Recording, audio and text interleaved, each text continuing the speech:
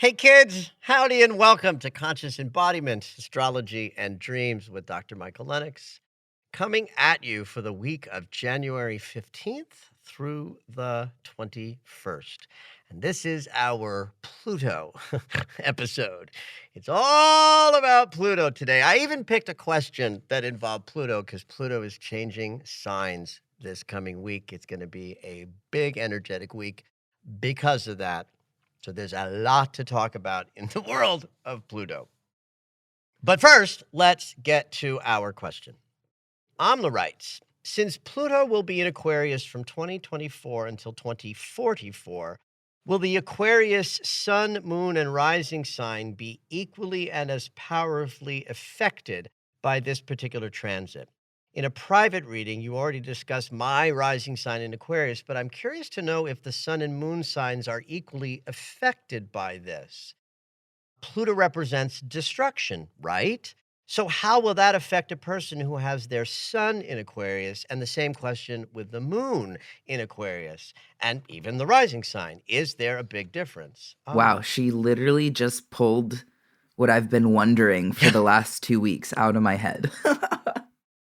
Oh, you're kidding. I love because that. as you know, I'm an Aquarius sun, and my friend has been Yes, sending you me are. TikToks about Aquarius in 2024, and everything just mentions Pluto in Aquarius for 20 years.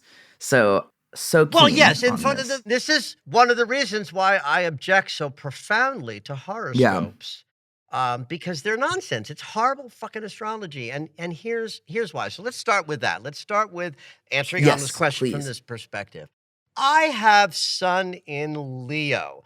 Leo is opposite of Aquarius. And so if I wasn't like an astrologer and I was just looking at TikTok astrology and the memes, I would be looking at astrologers saying, all of you Leo suns out there are in for deep and profound change and transformation because the planet of destruction, I would say death rebirth, the planet of death rebirth is going to oppose your sun. Mm-hmm. Now, that's an accurate language for Pluto opposing one's sun. But I was born on August 23rd. My sun is at 29 degrees, 57 minutes of Leo. This is going to be true for me in 20 years. Oh. So imagine I didn't know this. And I was like, oh my God, Pluto in Aquarius is going to screw me. Except not for 20 years. Right? So that's one of the problems with horoscopes, because someone just talking about Pluto moving into Aquarius as challenging and problematic, which it will be, anybody with sun, moon, or rising in Aquarius who's in the earshot of my voice, only people who have sun, moon, and rising at the very early degrees of Aquarius will receive a conjunction from the planet of death and rebirth. Interesting. So if your sun sign is at 0, 1, 2, or 3 degrees of Aquarius this year and next year, yes, will be wildly transformative. Same with the moon placement and the rising, those first couple of degrees. Pluto moves so slowly that the transit has to be exact for it to be meaningful. And it will build the year before and it will residualize the year after, right? So a full 3 years, yes. But it ain't exact unless you have 0, 1, 2, I'll even say 3 degrees of Aquarius sun, rising, or moon. So that puts the change and transformation last year, this year, and next year if you look at that spread of 4 degrees. So everybody else doesn't have to think about this yet. Yeah, that provides so much more clarity than hearing, for the next 20 years, change. Right. And it's just bad astrology and like why horoscopes don't work.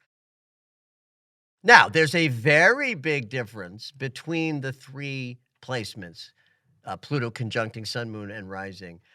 Very, very different. So, your Sun is at 23 degrees of Aquarius. Your Saturn is at 21. That means your Sun and Saturn are conjunct.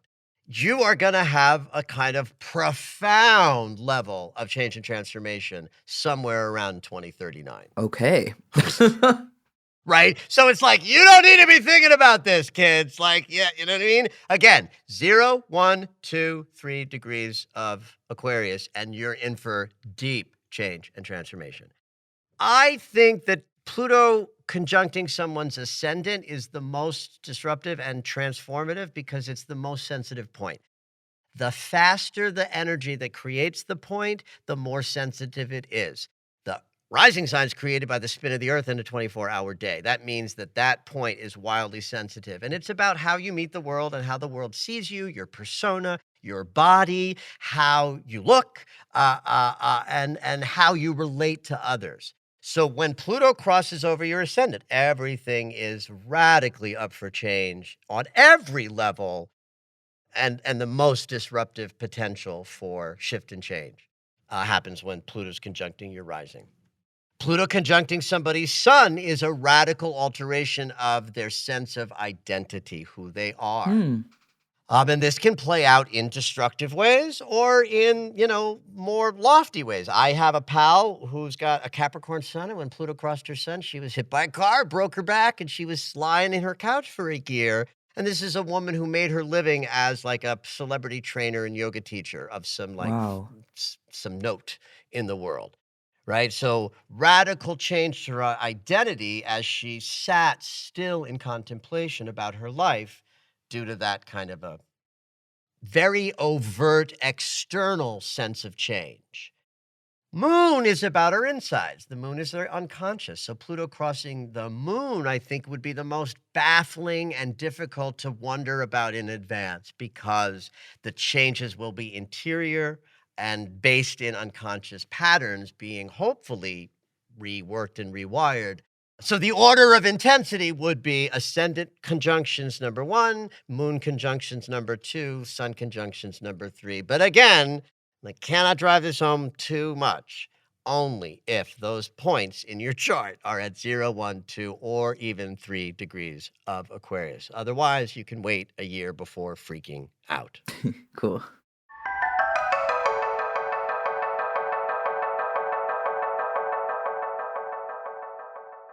So I'm going to talk about a couple of things at the end of the pod that are minor, that are happening this week, and focus on Pluto. And the reason why we're doing that is because this week, Pluto changes signs.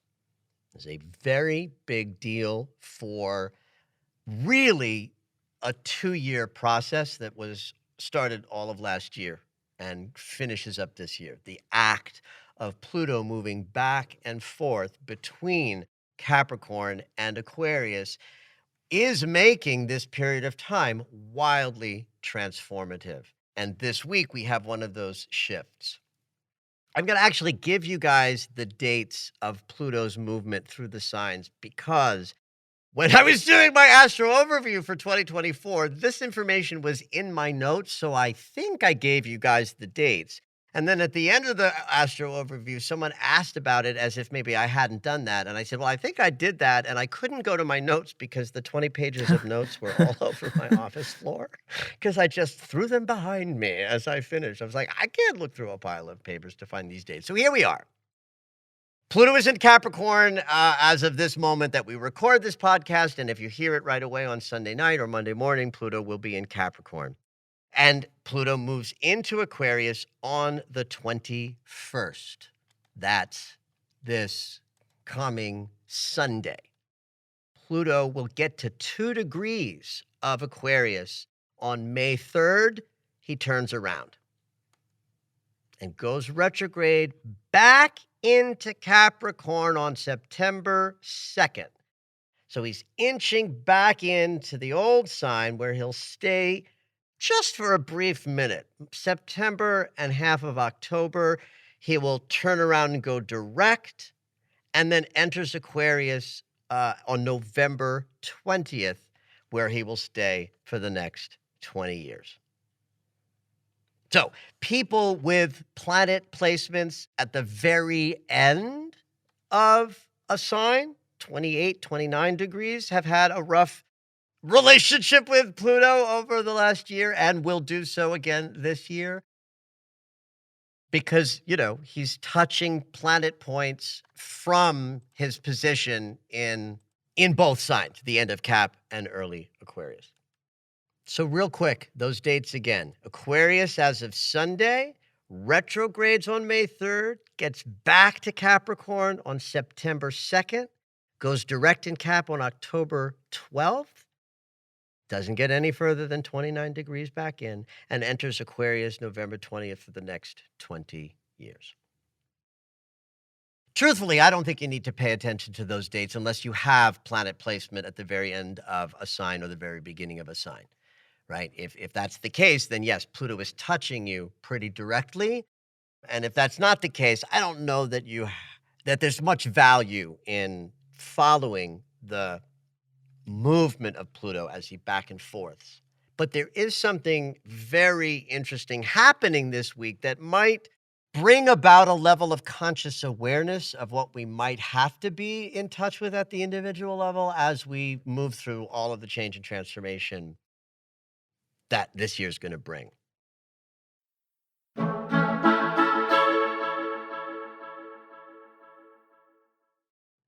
What's happening this week, though, is really interesting for our conscious awareness, potentially being delivered some information from below the surface about change and transformation that we're going through. And here's what I'm talking about. Pluto is hovering at the 29th degree of Capricorn. That's an anaretic degree. That's the name for it. It's a mastery degree. Any planet at the final degree of a sign is expressing a kind of mastery of that planet's consciousness. Pluto kills off and rebirths. So if we've got the planet of death and rebirth at the mastery degree of Capricorn, we enter the year with an awareness of all the structures of the world that are dying and being reborn. We could just do shorthand here. Let's call it patriarchy. I love everything that's happening. I don't like to talk too much about current events, but I love the Golden Globes and the controversy with Barbie and misogyny and feminism and all of the Pluto's in Capricorn telling us the old world is being destroyed. And of course, we're going to see extinction grabs where the old ways are going to try to rise up and say, no, we're not going to change things. That's definitely a hallmark of Pluto hovering both last year and this year at that last degree of Capricorn, where he is right now as we crossed over the threshold of the new year. What's interesting about this week is that the sun is inching towards the end of the Aquarius mansion as well. And on the 19th, which is Friday of this week, the two come together, Pluto and the sun. This is a yearly transit, right? Every 365 days, the sun at some point in our orbit around it is going to connect with Pluto, the center of our solar system, connecting with the outer edge that represents shadow, is a really powerful yearly transit that I would always talk about as an opportunity to glimpse the depth of your shadow as if there was no shadow. Right? When is the shadow the shortest? At high noon. When the sun is directly above us, the shadow below us is like falling under us. So it's not long and lank, it's small and tight. So that's the sort of value of a solar transit of the sun conjuncting Pluto. So that means that as we move towards this weekend, all of us are going to have this opportunity to be more consciously aware, sun, of the lower depths of what is rumbling in the world of change and transformation. And then together, Pluto and the sun cross over into Aquarius on Sunday. And we'll start next week in a whole new sort of consciousness based on the fact that we are last year and this year both killing off the old ways with Pluto and Capricorn and attempting to generate a new world concomitant with the age of Aquarius, with this generational transit of Pluto, the power and authority planet, moving into that sign. That promises hope for the Hmm. future and a world where all human beings are cared for. So I do invite all of you to think about all of the deep changes and transformations that are going on in your life. This is whether you have planets late in Capricorn or early in Aquarius or not. Everybody, be in consideration this coming weekend of all of the ways that your life is facing a death and rebirth experience. And know that the Capricorn sun and Pluto in Capricorn, as we approach the weekend, will have you deeply aware of what is old that is being transformed. And that as we move through the weekend, there is this sort of weird way that our consciousness will very suddenly change mansions, move into the territory where we are thinking about the global community and innovative ways to create that. And so I think that there's incredible information for all of us and the planet as we move out of this week and into next week that will be telling in the territory of all that is changing and transforming.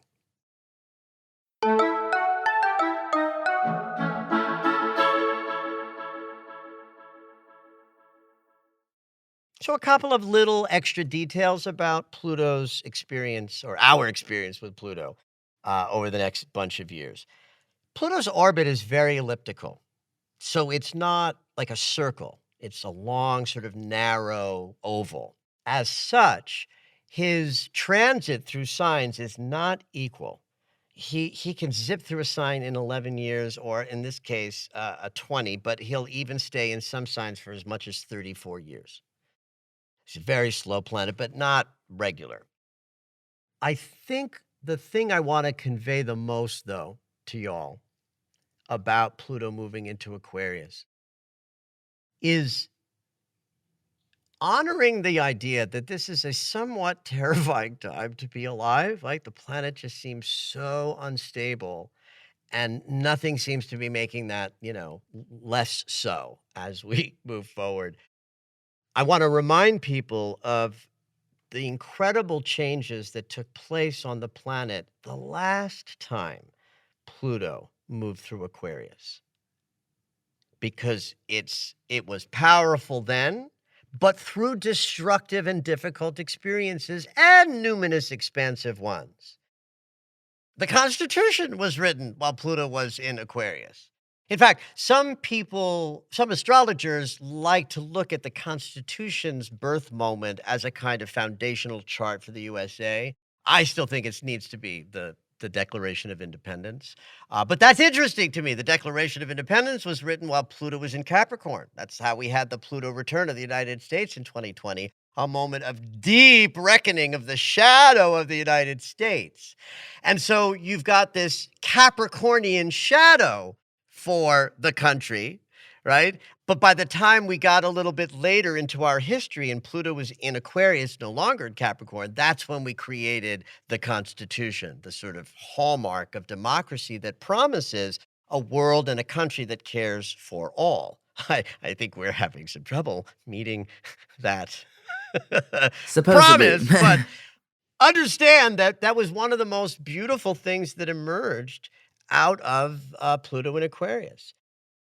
The abolition of slavery became a sort of global driving sensibility when Pluto entered Aquarius. The Industrial Revolution was peaking, creating the technology that would revolutionize the world. We're doing that now with digital technology, right? So you have all of these. I mean, the French Revolution Mm. happened, which was destructive and scary, and people were being killed, and it was, sort of air quotes awful. But it was one of the hallmarks that led us out of old monarchy and into a world that promised the age of Aquarius when we get there. And here we are. Right. So I say all of these things to remind you guys, when you're looking for hope and all you see is destruction. Yes, we are in a destructive moment of our unfolding. And the crossing over between Cap and Aquarius by Pluto, I think, is reflecting how scary the changes seem to be.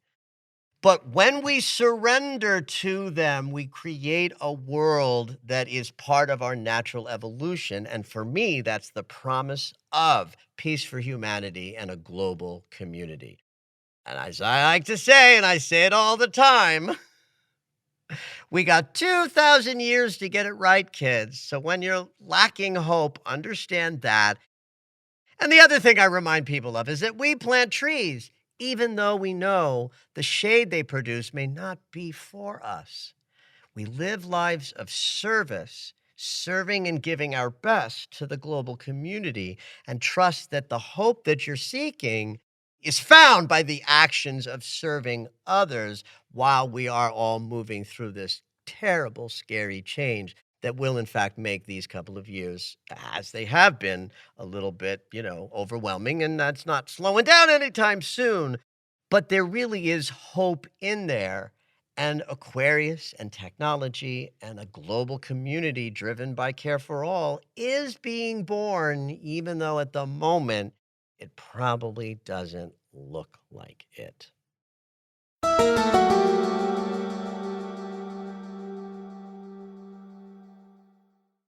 In terms of the big astrology of the year, there aren't any enormous transits. Certainly 2020 and 2021, where there were, we sort of understood that when the planets are crashing together in enormity, so is the world. So while the world is gone mad and is a little, scary with change, it ain't 2020, it ain't 2021, Mm. right? It's a little bit more manageable, though it might feel more chaotic.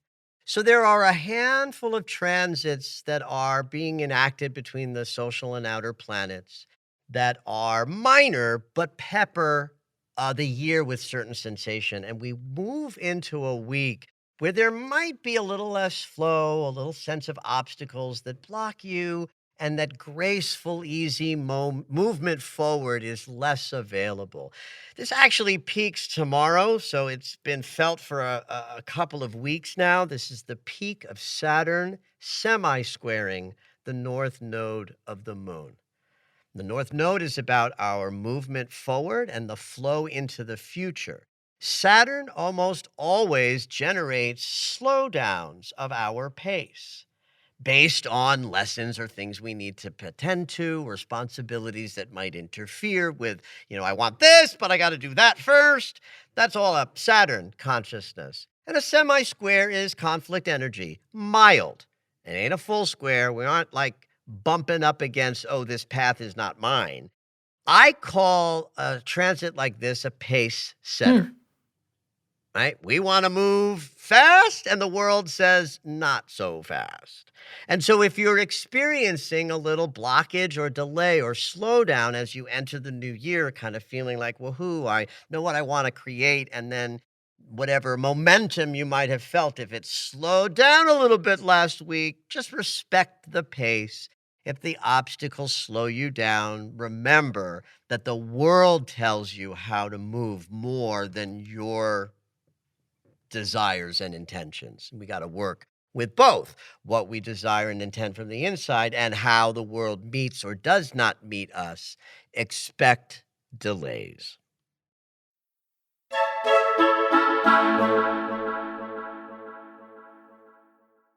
We'll finish out today in the way that I do every week these days, it seems, with a Venus overview.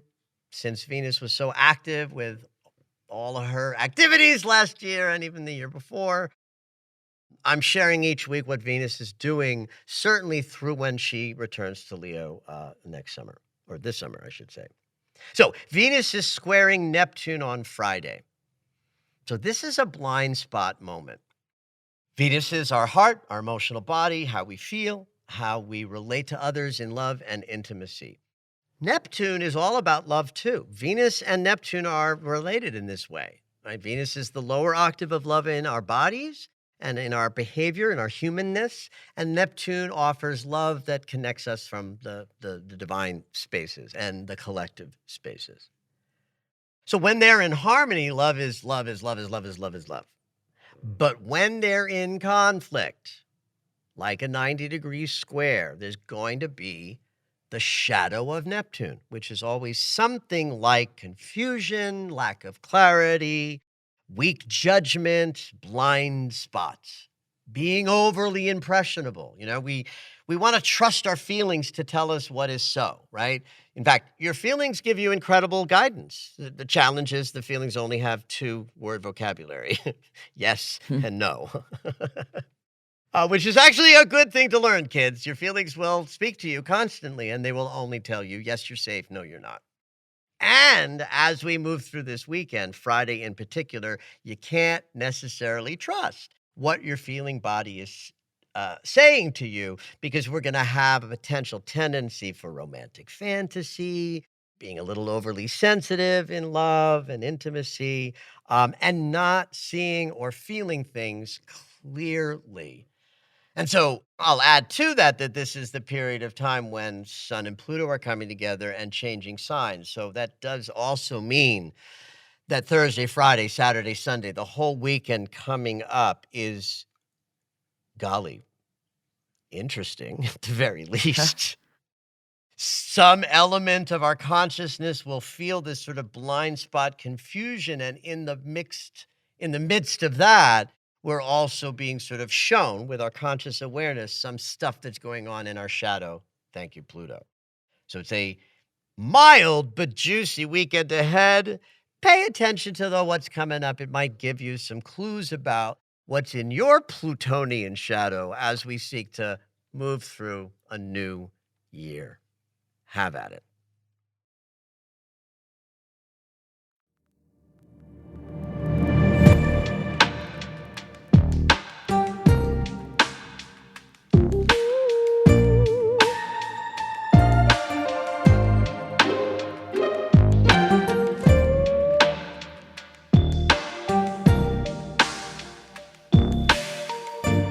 Thank you for listening to Conscious Embodiment, Astrology and Dreams with Dr. Michael Lennox.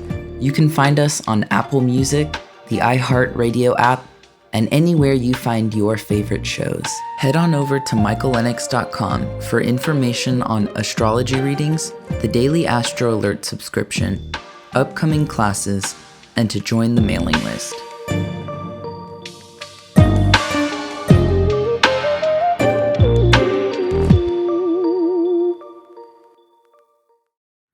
Okay, today we have a call-in dreamer. Trevor is calling from Florida. Hey, Trevor, what you dreaming? Hello. So this dream occurred the night of November 28th or morning of November 29th of 2022, and I hope it may help others. I was in a foreign city, not necessarily a different country, just somewhere new and unfamiliar. I was with a group of people, and it had a sleepaway camp feeling to it. We all partied this night, where an old acquaintance and myself ended up getting blackout drunk.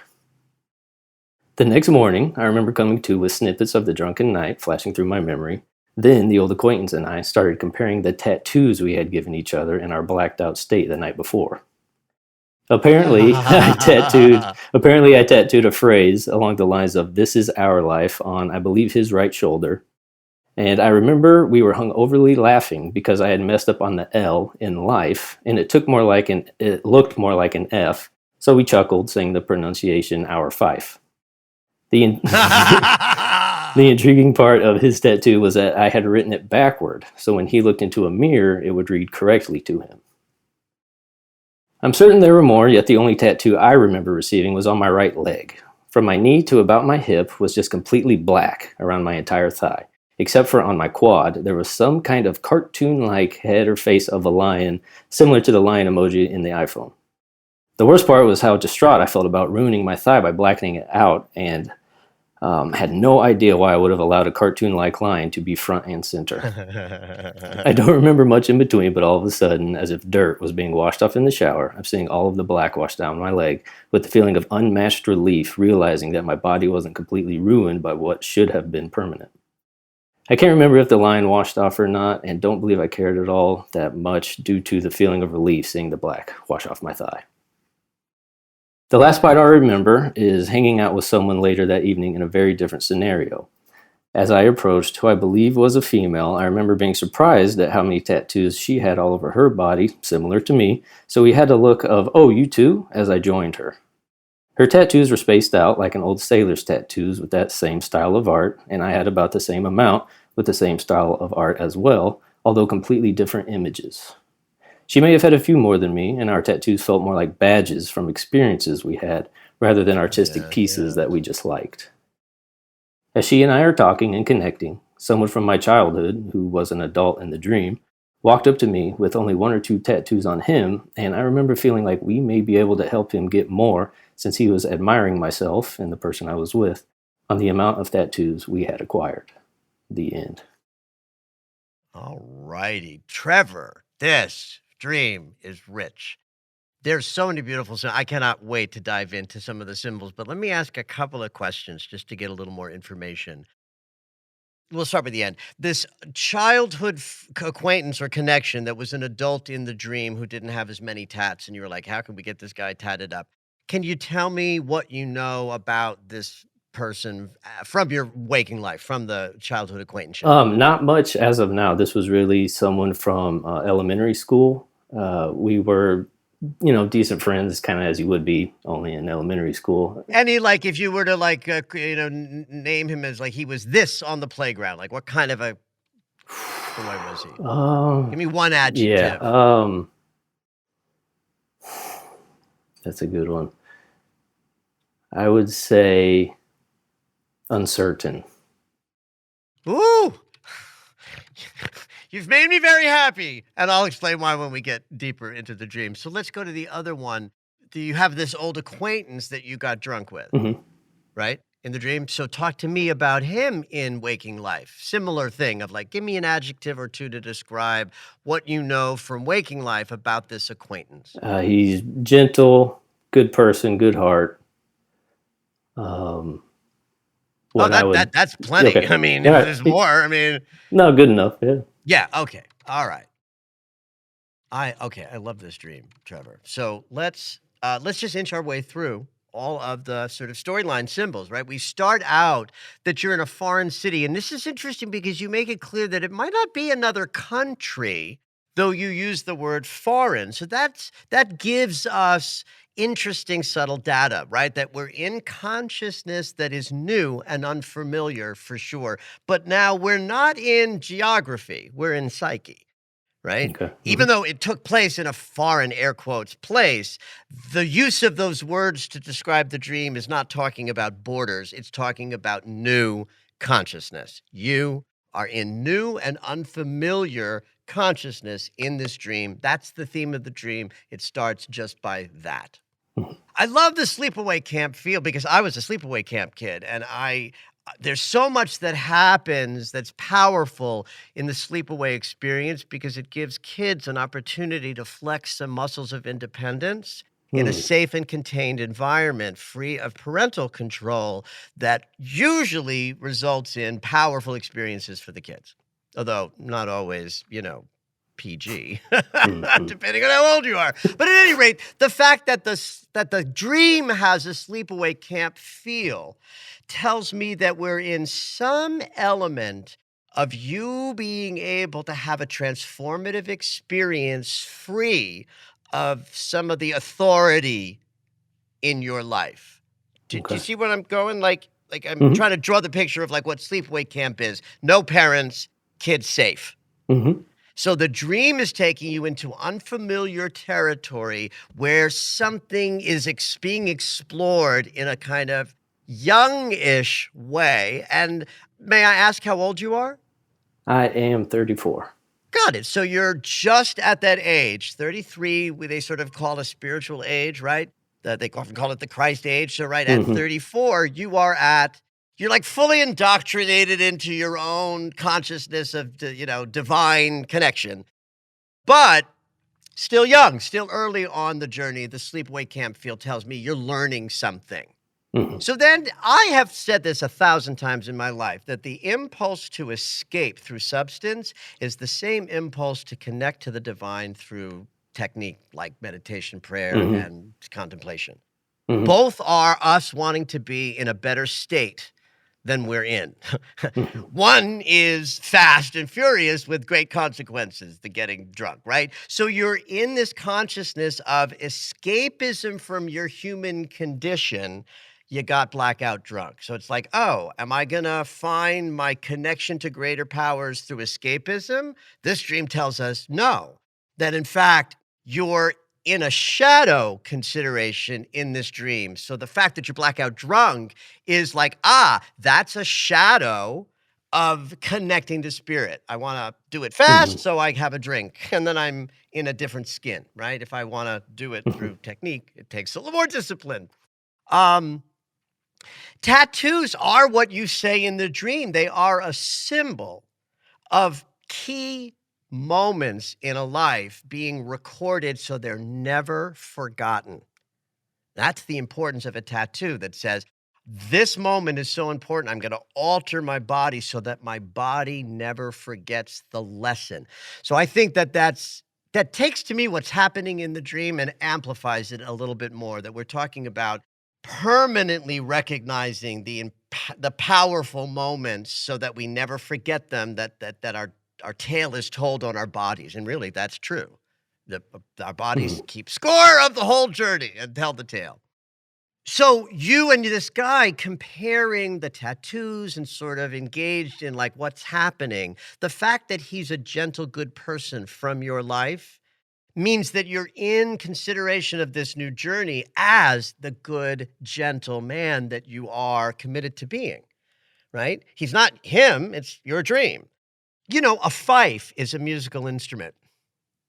I did not. Yes, it's like a piccolo. In fact, if you've seen American Revolutionary imagery of like the three revolutionary guys with the drum and the thing and the flag and the Mhm. drum and the little thingy on the side, that's a fife. He's playing a fife. Okay. So even the idea that you messed up the message that this is our life, it's like this is also our expression. Fife as a musical instrument that connects to the mouth is a direct symbol of I make music with my expression. That's a beautiful symbol of I'm gonna be a person, I'm gonna become a man. I am becoming a man whose mouth is expressing that my life is also a song. I'm expressing myself creatively. This is our life. This is our fife. I love it. Me too. I love shit like that in dreams. The fact that you can see it correctly in the mirror, it's like you're like a poster child for a shadow work class that I might do. Because the mirror is a symbol for shadow work. That is, we look into the mirror of the outside world and we say, well, if you are bothering me, if I'm triggered by you, I'm really looking in a mirror. And shadow work says I stop blaming all of the people being assholes in my life and I say, okay, what's my part? Mhm. That's the hallmark of shadow work. So the mirror becomes one of the biggest symbols of shadow work that there is. So I love the idea that you're showing yourself that the way to get to this place that you're attempting to become this wonderful man that you're becoming is to look in the mirror. The Okay. fact that your right leg is what's blackened suggests that you're in consideration of walking your talk, that it's about your legs. Our legs walk us through life. So and the right Mhm. side is the masculine side. It's like, how am I going to choose to make decisions and do things in a masculine way? Well, I'm going to consider the shadow, that Mhm. blackness to me, especially since we went from, the part of the dream and then the mirror that tells me we're in shadow work, and black tells me we're in shadow work. And even that the sort of the lion image is about ferocity and power and strength in a dream where you're considering your gentleness and your softness. And the fact that it can wash off means it's not like a permanent blacking. It's a moment where your dream is showing you, consider the shadow, consider the dark, don't be afraid of the black, know that anything can be washed off. And then you meet this woman, this woman with the similar tattoos. Now we go to another sort of split off expression of you, but now I think we're in your divine imago consciousness where you as a man have a feminine female archetype that shows up that's just like you, just tatted same Mm, way. That's you and you. You standing in your mhm. masculine self and having a perfectly integrated relationship with your feminine self. And as you come to this point of integration, somebody floats by who is a part of your consciousness, because it's your dream, that Mhm. needs a little help learning more. How can we get this guy tatted up? How can we get this guy recognize the important moments to remember them forever? But remember, it's a part of you, not someone else. So you at the integrated level that you're at now at 34 is also getting connected with shadow work and darkness as comfort and finding parts of yourself that need to be upgraded to catch up with your integrated self. I love this dream. Does this all Wonderful. this stuff resonate? Yeah, absolutely. It is definitely clarifying certain things over the last year since I've had the dream. Beautiful. And then just for the uncertain part of description of him, is that related to anything specifically? Maybe you asked for an Well, adjective of him that's and a it was technique uncertain. of how to get into the dream. Like if you have a dream with a person in it that's part of your life that you know, even if it's someone you know only a little, we know that because Hmm. it's your dream that that person is representing one aspect of you.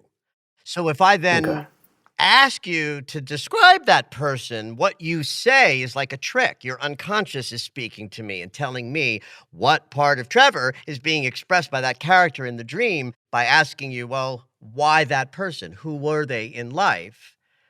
So that's why your brain chose that person and not someone Hmm. else. Right. Yay. Well, beautiful. Wonderful. Thank you so much for bringing this. I love this dream, Trevor. Thank you so much. I appreciate your time.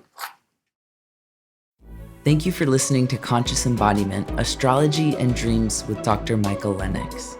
You can find us on Apple Music, the iHeart Radio app, and anywhere you find your favorite shows. Head on over to michaellennox.com for information on astrology readings, the daily Astro Alert subscription, upcoming classes, and to join the mailing list.